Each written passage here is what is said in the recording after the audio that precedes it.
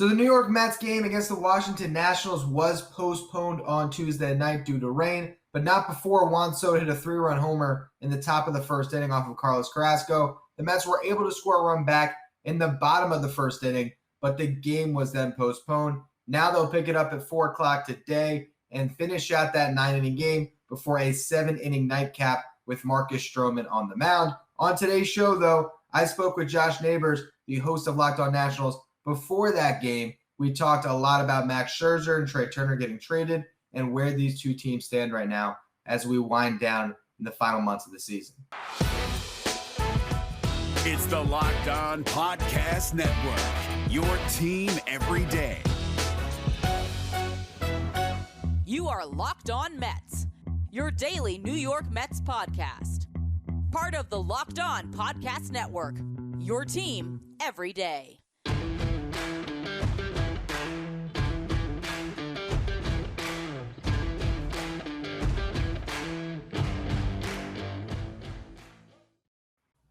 So when I think about in years past, Mets Nationals after the trade deadline, you got those great series going back-to-back at Citi Field, the Todd Frazier home run, the when Cespedes came to the Mets, two teams battling out for the division. So now I got Josh Neighbors on, and it's good to talk about a Mets team that's free-falling and a Nationals team that I can't name more than 3 players on it right now. Let's see. All right, so you know who's playing right field, obviously, yes. Juan Soto, and then center field. I think Mike, is Robles still there? Yes. Okay. All right. So left is that you're probably going to run into some issues there. Gerardo Parra.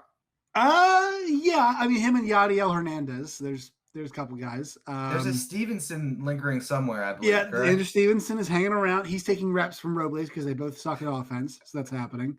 They got Josh third Bell base. somewhere. Josh Bell at first. Is Josh Harrison still aboard? No, he got traded to Oakland. Oh, that's right. That's right. He and Jan Gomes. The guy who's supposed to be good that's not. Carter Kieboom. There you go. That guy. Prospect Luis Garcia is at second, and then you'll remember him very fondly. Alcides Escobar is playing shortstop. Wow. Yes. Alcides Escobar. Yeah, he is not. Where was he? Was he there the whole year? He was not there all year. He was not on a team. I forgot what minor league team he was on. They picked him up right after. So they had a stint where everybody was getting injured. I don't know if Trea was out at that point, but basically they had Schwarber go down. They were so desperate. Well, so after that, they had to move Josh Harrison to left field. Then Luis Garcia, their new second base, wasn't up yet. So they had to sign Alcides Escobar. After they had played backup catcher Alex Avila at second base, he pulled. Wait. He's 35-year-old Alex Avila? He strained both calf muscles. He strained muscles. Just jogging out to the position, right? Yeah, yes. And so he strained muscles both his calves.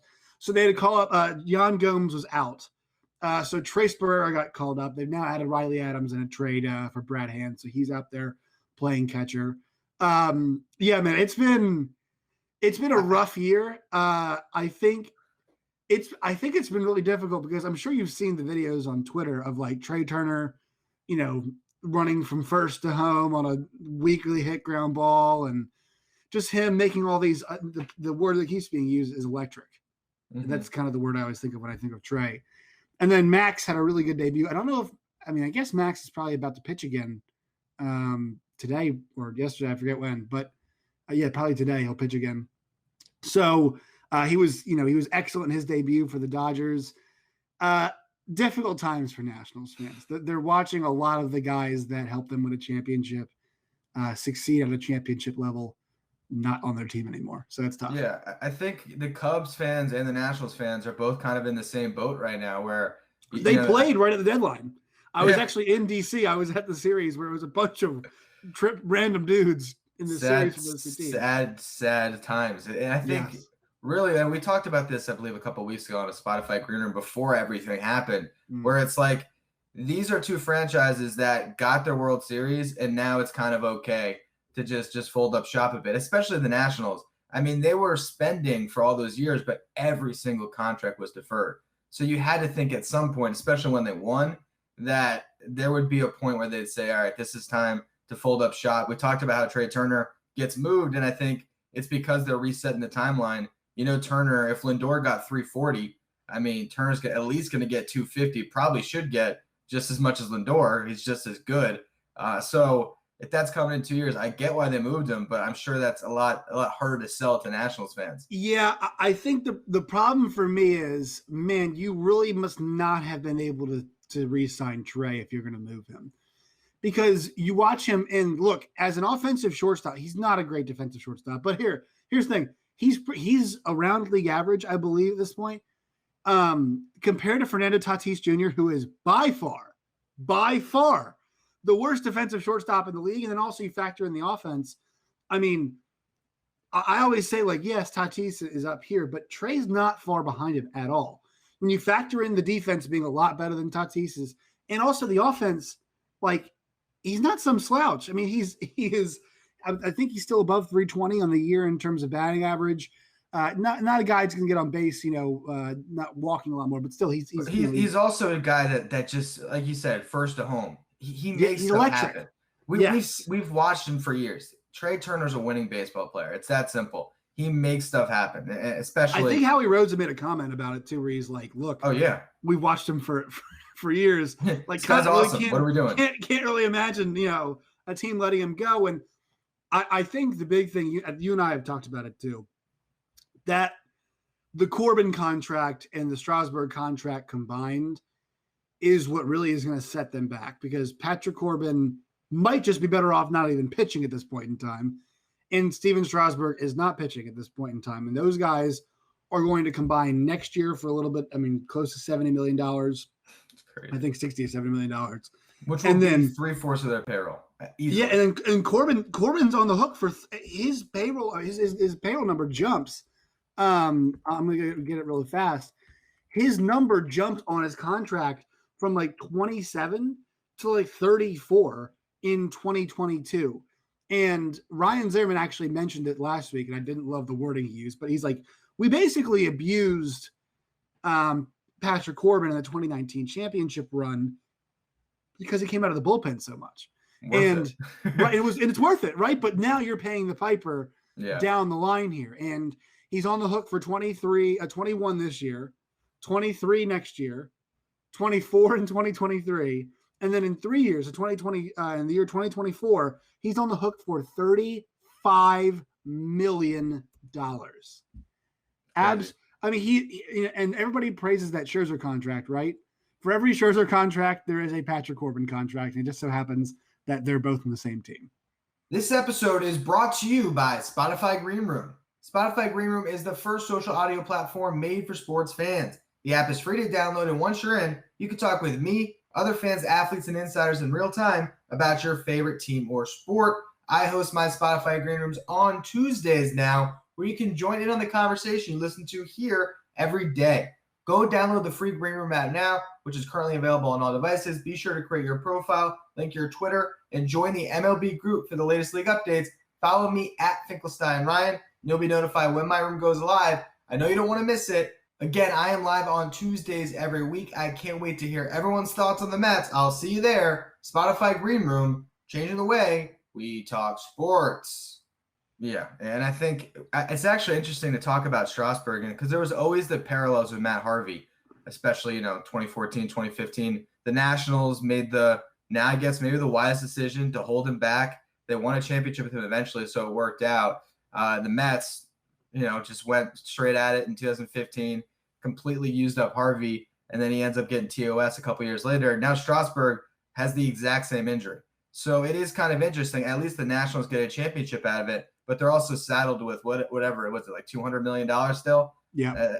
That you don't know what they're going to be able to do with that money. I mean, look, we've seen Matt Harvey. Now he's trying to think, probably 3 years removed from it, finally just be a competent starting pitcher coming out of that surgery.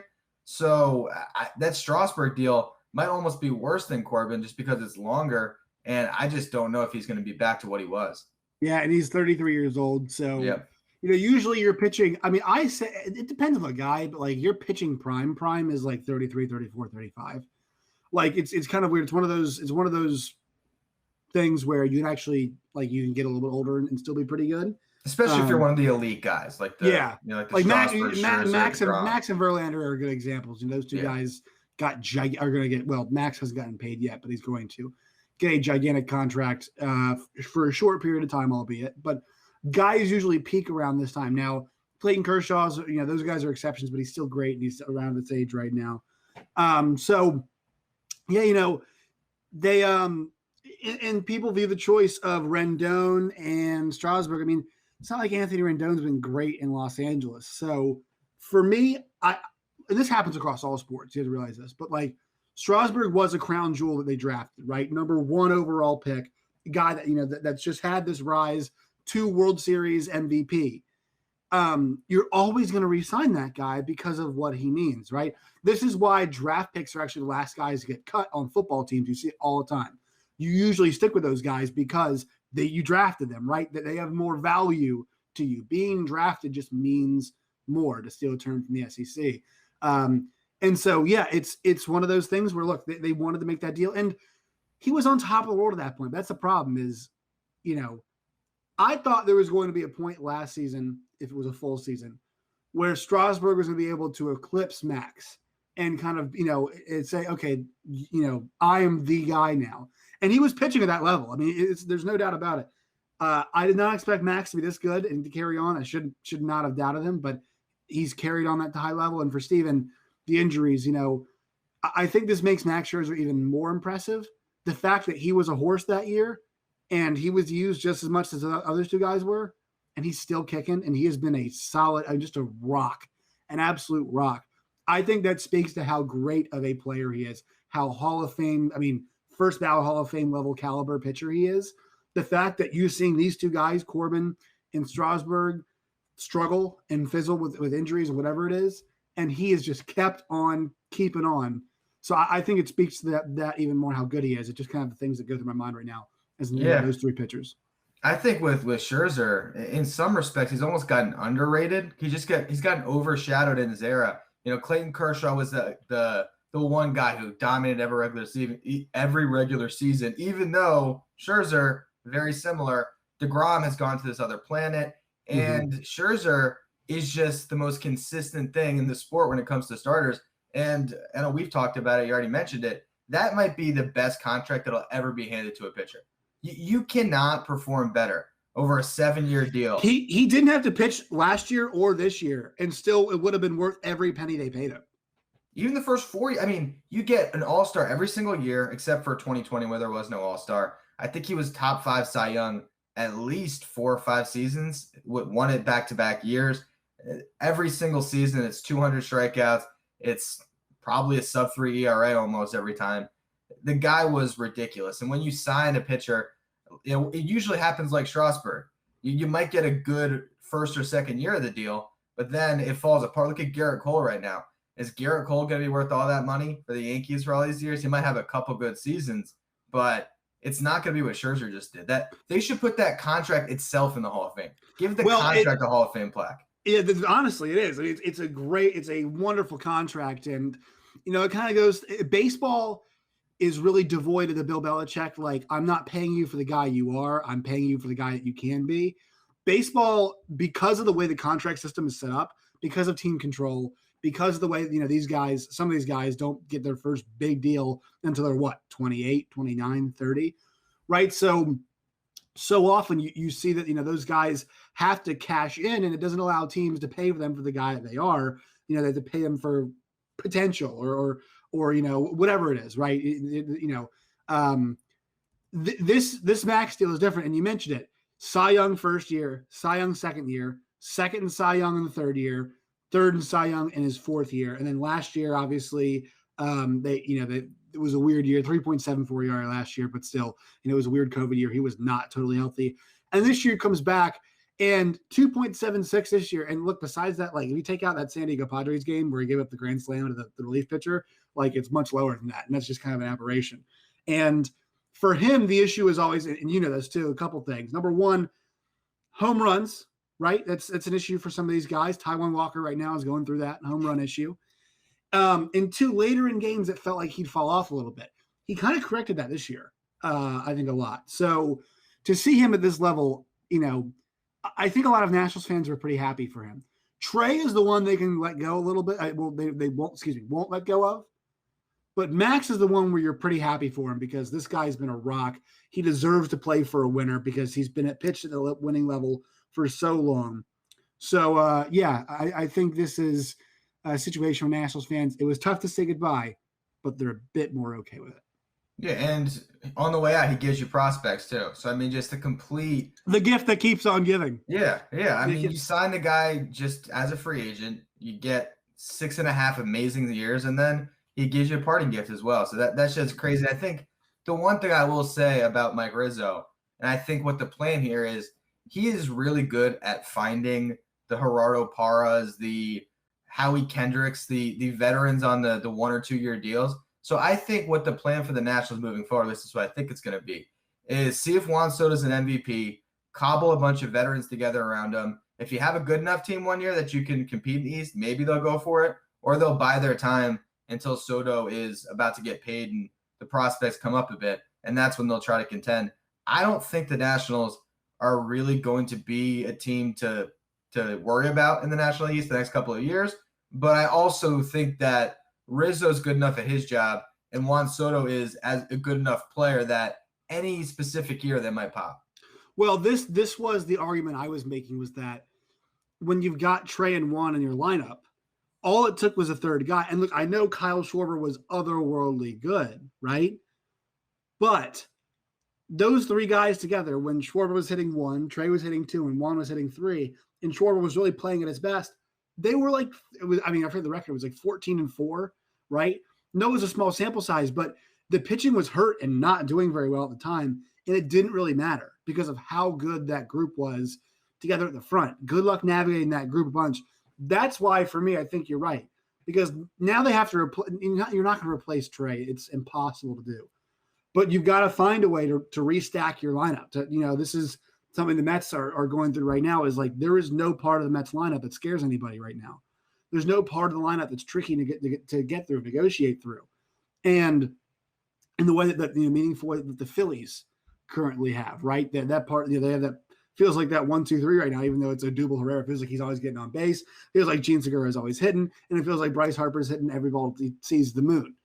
The Nats are far away from creating that, because now the best solid pieces you have at hitting are Juan Soto, who is, cornerstone, but where do you go after that, right? Josh Bell, Alcides Escobar is leading off for them. So I think you're right. I think they're looking at, it's going to depend on how the kids do, right? It really does depend on, do they think Carter Kieboom can play third base? Because he's actually played pretty decently lately.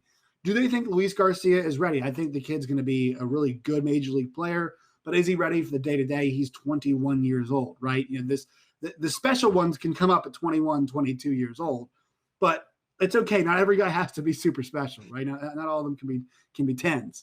How will he do, right? Who will they find for left field?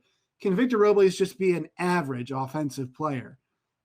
Will these catching guys, will work out? The Riley Adams they got, the K-Bear Ruizes, they just got from the Dodgers. Will Josiah Gray work out as a pitcher? Will Joe Ross be able to stay in the rotation? They've got too many questions to contend right now. Everything has to break right. And I even said this year, everything would have to break right for them to win. And it broke right for like a month. And that's the problem, is you have to, as you know, depth matters so much. Building your team with the guys like the Howie Kendricks, the Kyle Schwarbers, the Adam Eatons, those guys who are not the top tier player, but the guys who contribute on that level every single day, you got to build your team around those, and they're very far away from that. We'll have more of my conversation with Josh Neighbors in just a minute, but I want to tell you about the best tasting protein bar ever, which is Built Bar. And if you didn't know, there are so many delicious flavors to choose from, whether it's the coconut bar, cherry barcia, raspberry, mint brownie, double chocolate, salted caramel, strawberry, orange, or my personal favorite, cookies and cream. There really is a flavor for everyone. And if you want, you can get a mixed box and try 2 of each and see which ones you like the best. These are protein bars that taste like candy bars. They come covered in 100% chocolate. They're soft, they're easy to chew, and they're healthy. Built bars are low in calories, they're low in sugar, but they are high in protein and high in fiber. If you want to try Built Bar today, go to BuiltBar.com, use the promo code LOCK15, and you'll get 15% off your next order. That's promo code LOCK15 for 15% off at BuiltBar.com. BetOnline is the fastest and easiest way to bet on all of your sports action. Whether you want to do live betting during games, whether you want to bet on Major League Baseball and player props with someone like Pete Alonso hitting a home run, or bet on the NFL and who's going to win the Super Bowl this season, BetOnline has you covered. They have all the news, scores, and odds. It's the best way to place your bets, and it's free to sign up. So head to the website or use your mobile device to sign up today and receive your 50% welcome bonus on your first deposit with our promo code Locked On. Again, that's promo code Locked On to receive a 50% welcome bonus on your first deposit. Bet Online, your online sportsbook experts. That transitions us, Ryan, to the Mets. What in the hell is going on? What in the hell is going on? You notice how I wanted to talk Nationals so much? I didn't even want to talk about that. I know Yeah. you don't want to talk about the Mets. I was just staying away from it. Look, you just mentioned that run that the Nationals had. The first team that actually made a push to take this division back from the Mets this year was the Nationals when Schwarber went off. So they are so close to being a team. All it takes is Pete Alonso to go off a bit, for Michael Conforto to be Michael Conforto, for Javi Baez. Well, Javi Baez, I think he is what it is. He's going to win you one game. He's going to lose you two. That's kind of the way I've processed the Javi Baez experience so far. But there's so many guys who we've seen do it. But I think the problem with this Mets core, and the reason why I think they're close to getting stripped down, not necessarily a complete overhaul, but maybe you move one of Dominic Smith and JD Davis, or maybe both of them. Who knows? I think that this group has proven now they've had 3 or 4 years here. They have not been consistent. They have one guy has a good 1 year, other guy another year, and they're not putting it all together. So right now, I mean, unless this lineup starts to click, you're starting to run out of time here. And I think I'm more concerned about that than the starting rotation, because even though everyone had pointed to DeGrom being out, the injuries, the fact that these guys aren't going deep into games, I still think that Carlos Carrasco is going to be huge for this team down the stretch. I think Marcus Stroman can still be good. Tyler McGill has been solid. And I think you'll get a couple of good starts here and there from Rich Hill and Taijuan Walker. So there's still enough talent on this team, but they are in such a funk right now. And if it extends another week, they might be out of this thing. If they have another week where, let's just say, the Nationals sweep the Mets against all odds here, and then you got to play the Dodgers, the Giants, the Dodgers, the Giants, good luck. Good luck. So they got to beat up on the Nationals. I actually think the Mets, as somebody who follows them pretty closely, the Mets are going to play like they're going to play okay against the Nationals, against the Dodgers, the Giants. I think they play okay. It is about getting themselves back on track right here, right now against the Nationals. And here's what they'll need. The Mets have to be persistent, because the Nationals they're very frisky right now. I'll tell you that. Ask the Braves. They might have dropped 2 or 3 to the Braves, but boy, do they make them sweat. Now, the Phillies, they got trounced because this team has not been together for very long, but they're already showing signs of life. All right. They're already showing signs of life. So here are a couple things for the Mets that are good. Number one, they're going to avoid Josiah Gray, which is good considering he just struck out 10 Braves in his last start. He is a type of guy that the Mets would struggle with and give him a lot of confidence. Just seems like he's one of those. Lefty? I think he is. Yes. Once again, I'm horrible with knowing which hand people are. Josiah Gray. Let's see. He's right-handed. No, he's right-handed. Never mind. He's right-handed. I'm looking at the pitching problems right now. No lefties going for the Nationals, so that's a good sign for the Mets, because I believe it's going to be. Give us the pitching matchups, right? And game times. The fans love the game times. Also, no, Ryan, it is Eastern Daylight Time we're currently in. Okay. It is not Eastern Standard Time. A listener corrected me on that, so just know that. All right. So tonight, 7:10 Eastern Daylight Time. Tomorrow, it's Paolo Espino versus Carlos Carrasco. Yeah. Wednesday, it is Joe Ross versus Rich Hill at 7:10 Eastern Daylight Time. Thursday, it is Eric Fetty versus Stroman, and it's 12:10 Eastern Daylight Time. There you go. All right, so 7:10, 7:10, 12:10. Your 3 game times: Monday, Tuesday, and Wednesday. All right, so no. Tuesday, Wednesday, and Thursday. I'm off. Monday, Tuesday, Wednesday, Thursday. We're just losing my mind over here. So Paolo Espino, they should be able to hit. They'll probably make him look pretty good. I don't know. We'll see what happens there. Joe Ross is hit or miss. And I think the Mets got to him earlier this year, I think. And I'm pretty sure they did. Yeah, they did. A lot of experience going against Ross. A lot of experience. And Eric Fetty, they've seen a good amount too, and he has not been excellent as of late. So good opportunities there. Bad news they're missing out on Patrick Corbin.